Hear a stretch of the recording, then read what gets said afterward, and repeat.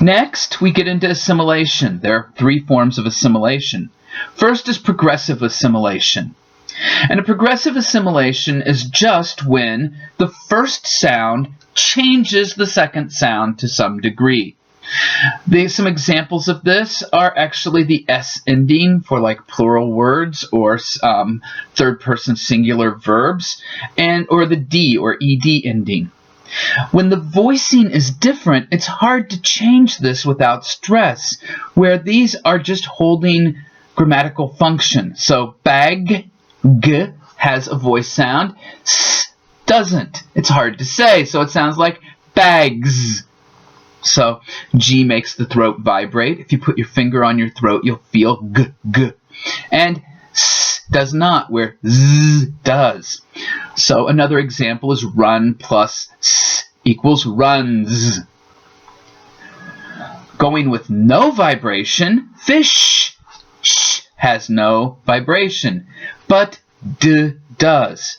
So it sounds like fished, because T has no vibration. If you hold your hand on your throat and say the sounds, you'll feel the vibration that I'm talking about. The next kind of assimilation is, instead of going forward, now we're talking about a regressive assimilation. The second sound colors the first, often voiced to not voiced, just like before. For instance, if you have 2 function words, have and to, the T is not voiced, the V is. But in this case, it is a regressive assimilation. So the V changes to F, so have to, because F and V are formed the same way. The only difference is the vibration in the throat. The lack of stress is what causes this change. Have to, because you want to take the stress out of these words. The third kind of assimilation is coalescent assimilation. Basically, what you're doing is you're adding the 2 sounds together. So as you can see, sound A and sound B mix together, and what it does is it makes a new sound, sound C in this case. This usually happens with S, Z, T, or D, followed by the Y sound.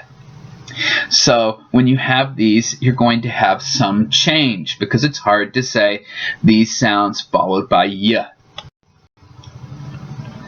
So S and Y often ends up sounding like sh. So if you say this year, it would sound this year. That's an SH. Z and Y, zh, does your. T and zh, y equals ch, that's your. TS, t, and y, ch, let your. D and y, j, would j. DZ and y, j, like need your. So as you can see, all of these, you're getting a change because the Y follows T, S, D, or Z. And this is where you end up with some sounds that might be harder for you to understand. Where did you get J when you have T, S, and Y? This is the reason why. It's called coalescent assimilation. The final form of a change is called epenthesis. It's adding a sound this time instead of deleting it to make something easier to say. The S and ED endings are often just S or Z or D or T at the end of a sound. However, it is hard to say S, Z, Sh, and Zh followed by a S or a Z sound. So it is added to make it easier. So now when you've got fish followed by S, you can't say fish. It's hard. So what we do is we add the I. It has a throat sound, so it becomes is. Fishes. It's also hard to say D or T followed by a T or a D sound. So the I sound is added once again to make it easier. Here's an example of some of the changes in words and how they actually can affect meaning. Does he and does she. Does and he would be does he.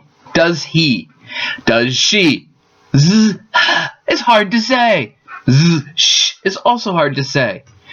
In the does he, z is strong, h is not, and z and sh are both strong.